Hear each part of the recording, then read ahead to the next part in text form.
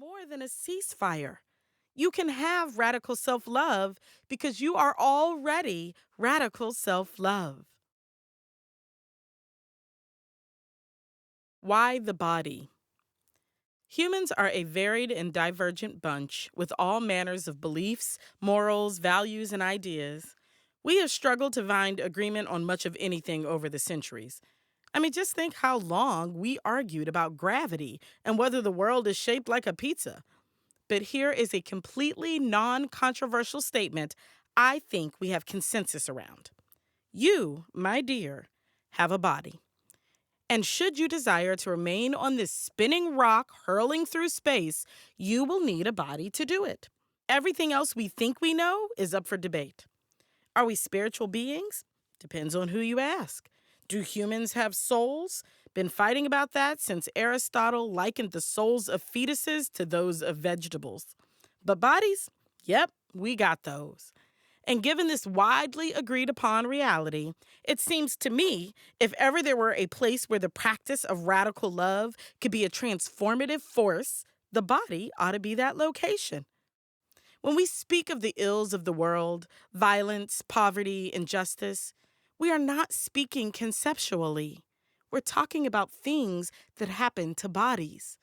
When we say millions around the world are impacted by the global epidemic of famine, what we are saying is that millions of humans are experiencing the physical deterioration of muscle and other tissues due to the lack of nutrients in their bodies.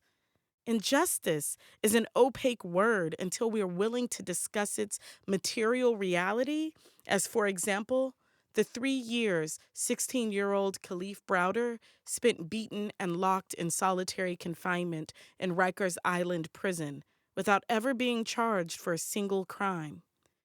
His suicide and his mother's heart attack 2 years later are not abstractions. They are the outcomes of injustice enacted on two bodies. Racism, sexism, ableism, homo and transphobia, ageism, fat phobia are algorithms created by humans struggle to make peace with the body.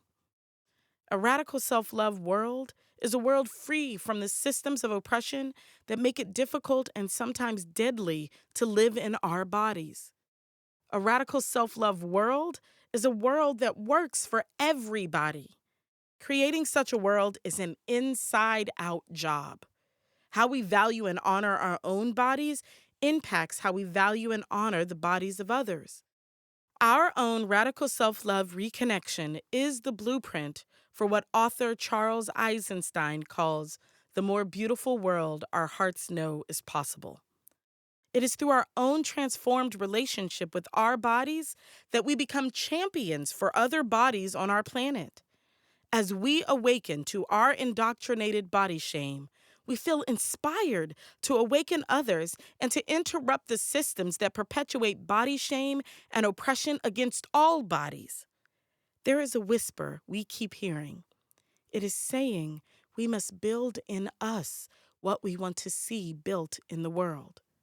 When we act from this truth on a global scale, using the lens of the body, we usher in the transformative opportunity of radical self-love, which is the opportunity for a more just, equitable, and compassionate world for us all. Moving from body shame to radical self-love is a road of inquiry and insight. We will need to ask ourselves tough questions from a place of grace and grounding. Together, we will examine what we have come to believe about ourselves, our bodies, and the world we live in. At times, the road may appear dark and ominous, but fret not, my friend. I've provided some lampposts along the way. They come in the form of unapologetic inquiries, questions you will ask yourself as you endeavor to comb the recesses of your body shame and dismantle its parts. Radical reflections will highlight central themes and concepts you will want to remember as we take this journey together. This is not a math test, and you cannot fail. Be patient with yourself. Take your time. As my best friend Maureen Benson says, you are not late.